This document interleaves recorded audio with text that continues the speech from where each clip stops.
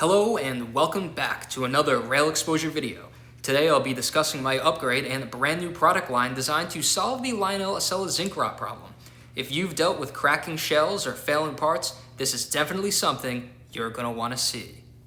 Now, most of us who are fans of the Lionel TMCC Acela know that these models are plagued with zinc rot issues, like a lot of models from the early 2000s that Lionel produced. And after many hours of YouTube research, doom scrolling Instagram reels, and a lot of side quests later, I decided to be an irresponsible adult, neglect my family and work to come up with a solution.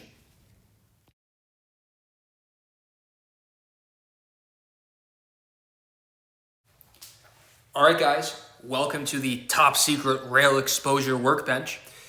Here you'll see I've got a Lionel TMCC Acela locomotive upside down in a cradle, safe as can be. Now this is not the Lionel TMCC Acela that I bought from New York Electric Trains a couple of months ago. No, that one was brand new in the box, perfect condition. I got the 6 cars and the 2 engines for a great price. Now, contrary to what I just said, even though it was in great condition, the journal box bearings still had to be taken off because the traction tires had to be replaced. The set was brand new. It sat for a while, they were dried out. So here are the journal box bearings that I have created next to the Lionel ones that suffer from the zinc rot. Lionel being on the right, mine on the left. Now my upgrade part that I have fabricated is solid bronze, as opposed to the zinc, metal, die cast, whatever mold that Lionel has made, which comes apart in 3 separate pieces. The bronze sleeve bearing, the actual journal box itself, and then the weird hydraulic thing that goes there. Now this is a good thing because I have eliminated the need for a bronze sleeve bearing. And now we have one piece that is the journal box bearing. Now you're probably wondering, what about the sand filler lines? Well, I've got you covered there too, and I'm gonna show you that later. Here we are at the top secret rail exposure photo shoot.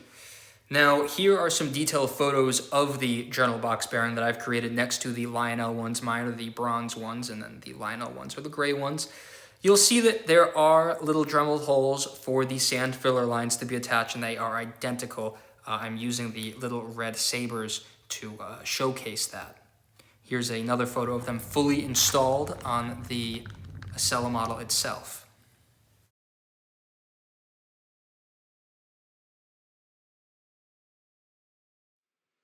And 2026 here, we are on the top secret floor test track. And you'll see that the locomotive operates and functions just as it normally would, stock from the factory. Now, you'll see this locomotive doesn't have sound, and that's because I got scammed on eBay by Kiara's Place All Aboard, which is an eBay seller in Vermont. Ooh, I outed them. Don't block me, please. I only spent $1,000 on 2 engines you said were new, but that's fine because it functioned the way that I needed it to function, and I got what I wanted out of it. New does not mean in a box with dust on it. All right, that's enough ranting about that. Attached below, I will leave a detailed description summarizing the cost per quantity of journal box bearing. I don't have a set price yet. I do plan on releasing these in sets of 4 because you really should replace the entire truck, especially if you're doing a traction tire replacement. I will also put my contact information in the description, my email, not my phone number, although I'm sure I would love to speak to all of you on the phone. Anyways, I will also put an eBay listing in there as well, and I look forward to helping you guys out. Thanks a lot. Good night.